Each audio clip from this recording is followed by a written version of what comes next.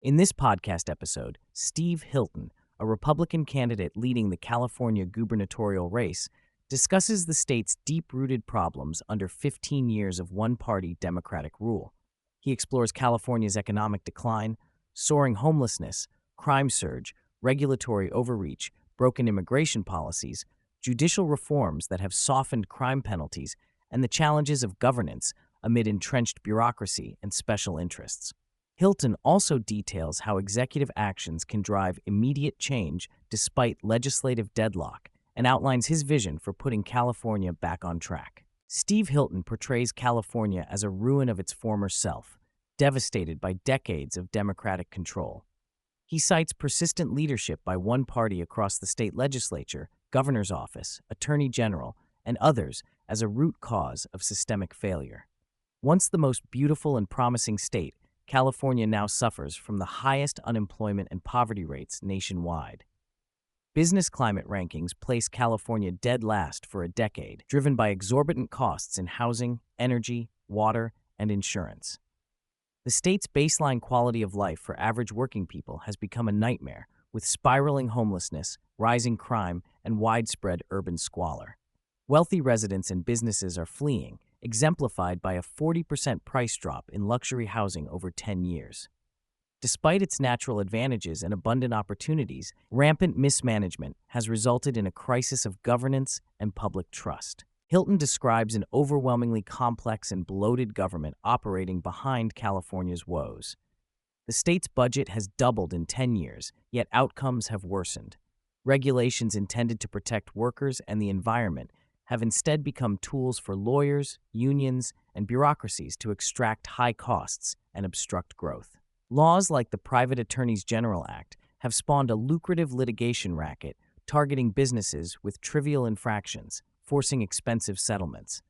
Environmental rules, such as California's Air Resources Board and Vehicle Miles Traveled (VMT) policies, effectively block new housing and business expansion under the guise of climate activism. Unions wield lawsuits through the California Environmental Quality Act to demand union-only labor and inflated prevailing wages, dramatically driving up construction costs. These forces combine to make daily life and doing business prohibitively expensive. The homelessness epidemic is vivid, with encampments and drug overdoses commonplace on streets, including near schools. Hilton highlights that homelessness is illegal and persistent only because local governments refuse to enforce the laws, citing court rulings like the Boise decision, which prevents removing homeless individuals without adequate shelter options. However, permanent supportive housing units cost upwards of $700,000 to $1 million each, embodying inefficiency and corruption tied to union deals. Despite billions spent annually, $24 billion spent on homelessness in California with no measurable improvement, the crisis worsens. Hilton argues California must realign spending priorities, cut wasteful bureaucratic bloat, and focus heavily on targeted mental health care.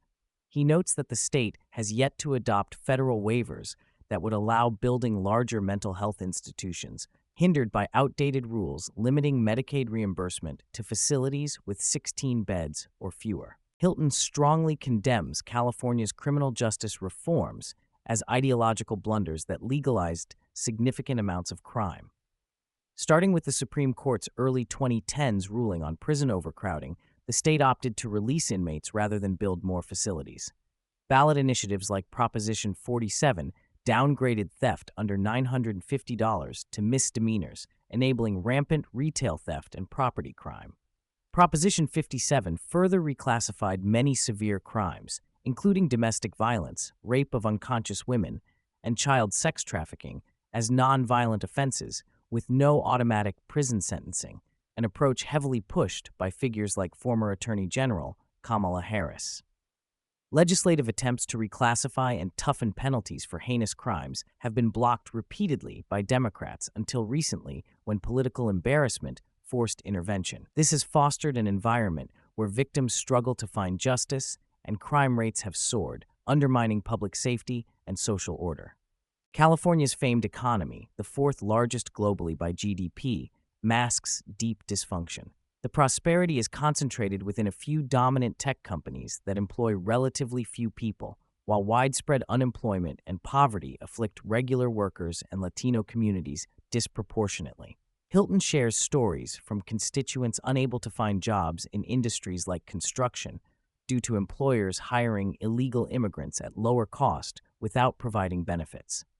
Welfare disincentives exacerbate labor shortages by offering payments that outstrip many working-class salaries, creating perverse incentives for some to avoid work. He critiques the common argument that illegal immigration is necessary due to labor shortages by illustrating that higher wages and better conditions would fill jobs with local workers if the system operated normally. Hilton supports strong border enforcement as achieved by the Trump administration's policies, which dramatically curtailed illegal immigration. He emphasizes the dysfunction caused by California's sanctuary laws, specifically SB 54, which prohibit local authorities from cooperating with federal immigration enforcement, allowing criminal illegal immigrants to avoid detention and reoffend. The administration's worst first deportation approach targets dangerous criminals but faces blockade from local governments refusing to inform ICE of their presence. Hilton stresses the importance of cooperation between state and federal authorities. He also highlights abuses of welfare systems by some immigrants who avoid employment to retain benefits, pointing to incentives that need reform. While acknowledging critiques of immigration enforcement's harshness, Hilton contends the numbers of U.S. citizen family members affected by deportations are minimal. Hilton elaborates on the limitations and opportunities inherent in California's political structure. The Democratic supermajority legislature, partly a product of gerrymandered maps, passes an overwhelming volume of laws annually that swamp the government with regulations, most sponsored by special interests and lobbyists. As governor, Hilton cannot simply overturn laws, but can influence how the sprawling bureaucracy enforces or suspends them. He plans to appoint agency heads and regulators who will reverse damaging policies, such as shutting down in-state oil production while importing dirtier foreign oil, and slow the environmental overreach, strangling housing and business development. The governor's executive authority can streamline permitting, improve law enforcement, reverse closures of prisons, and promote performance-based contracts to reduce recidivism. Hilton acknowledges a formidable institutional resistance from entrenched civil servants, unions, and lawsuits, but emphasizes careful preparation and a clear implementation plan are crucial for breakthrough governance. Despite California's enormous budget of over $320 billion, Hilton highlights chronic deficits, inefficient spending, and budget gimmicks. Governor Newsom's administration increased bureaucratic payroll and pension obligations by $7 billion, even amid a $12 billion deficit, siphoning money from reserves designed for emergencies. Hilton contends that more spending is not the answer. Rather, the state needs drastic budget cuts to reduce taxes and redirect funds efficiently. Examples abound where massive sums yield no progress, especially on homelessness. He advocates for accountability through outcomes-based spending and dismantling corrupt union monopolies that inflate construction and service costs. By slashing bureaucratic waste and streamlining government functions, necessary investments in prisons, mental health, and infrastructure become financially viable without raising taxes. Hilton recognizes that no Republican has held the California governorship in decades, and many assume a Democrat win is inevitable. However, he insists public sentiment has shifted due to widespread dissatisfaction with the status quo and worsening conditions under Democratic governance. He notes that majority polls show a strong perception that California is moving in the wrong direction, creating an opening for political change. He contrasts himself with incumbent Governor Gavin Newsom, labeling him the worst governor in America despite his political skill and ambition. Hilton believes the accumulated failures under Newsom and his predecessors have made the election competitive and could produce a political earthquake. He stresses that practical, well-organized governance focused on results rather than ideology is what Californians demand. The podcast briefly touches on Hilton's background as a first-generation American originally from the UK. After moving to California in 2012, he taught at Stanford, founded businesses, and became naturalized in 2021, even renouncing his UK citizenship to fully commit to his adopted home. His outsider perspective informs his critique of entrenched political dysfunction and fuels his determination to bring real change to California's governance. Hilton positions himself as a man of the people, emphasizing positive populism built on practical solutions rather than partisan rhetoric. California's greatest resources include its diverse economy, natural beauty, entrepreneurial spirit, and workforce potential.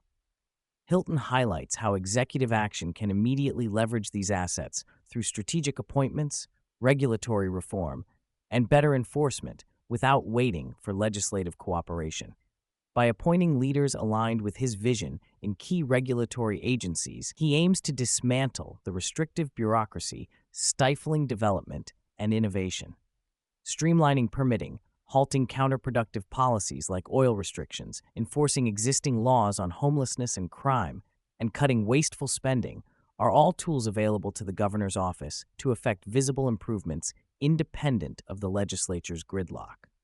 This approach prioritizes actionable, measurable changes to restore California's prosperity and quality of life.